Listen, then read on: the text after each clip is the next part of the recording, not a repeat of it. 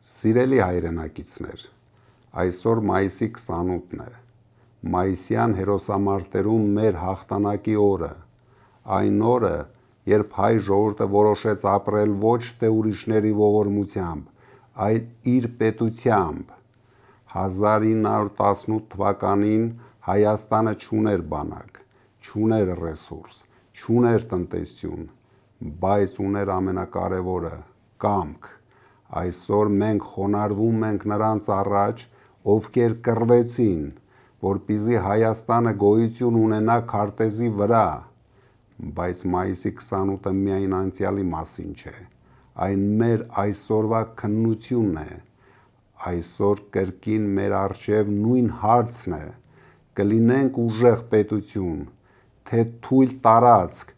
որի ճակատագիրը որոշում են ուրիշները։ Այսօր Երևանում անցկացվում է ռազմական շքերթ, և իհարկե յուրաքանչյուր հայ հպարտանում է իր զինվորով, բայց մենք պարտավոր ենք ասել ճշմարտությունը։ Բանակը քայլերթի մասին չէ, ոչ էլ PR-ի,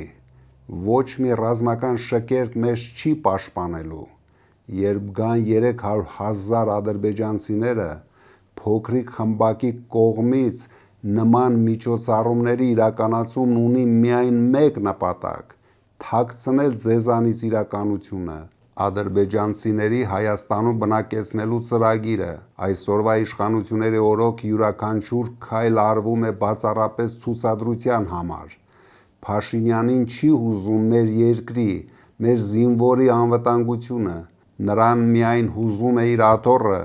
որը նա պատրաստ է պահել ամեն գնով։ Ուժեղ բանակ չի լինում թույլ իշխանությամբ, ուժեղ բանակ չի լինում, երբ պետությունը կորցնում է արժանապատվությունը, երբ հերոսների անունները մոռացվում են, իսկ պարտությունները ներկայացվում են որպես խաղաղություն։ Եվ այսօր, երբ Բաքվի բանտում դեռ պահվում են հայ գերիներ, միայն նրա համար, որ հայ են, մենք իրավունք չունենք լռելու։ Թույլ պետության հետ հաշվի չեն նստում, թույլ պետությունից պահանջում են նոր զիջումներ, թույլ պետությանը պարտադրում են ապրել վախով, որ 300,000 ադրբեջանցիներ բնակեցվելու են մեր հողերում և մեր տներում, բայց մայիսի 28-ը վախի օր չէ, մայիսի 28-ը պետական կամքի օր է։ Սիրելի հայրենակիցներ, այսօր Հայաստանը մտնում է որոշիչ ժամանակաշրջան։ Առաջիկա ընտրությունները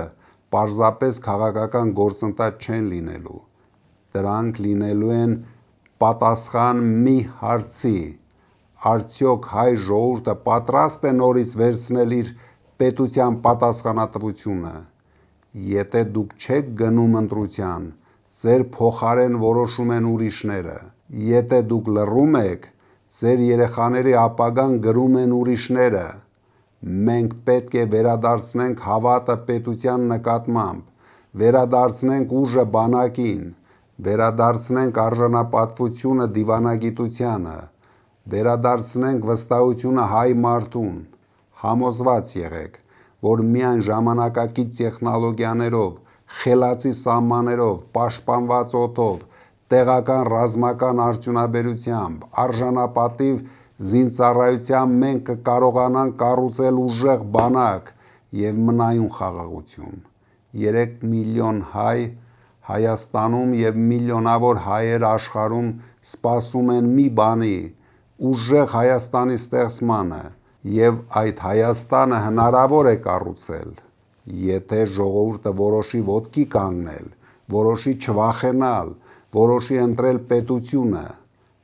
Դու արժանի ես ավելիին, ուրեմն դու կգնաս ընտրության, և ադրբեջանցիները չեն գա։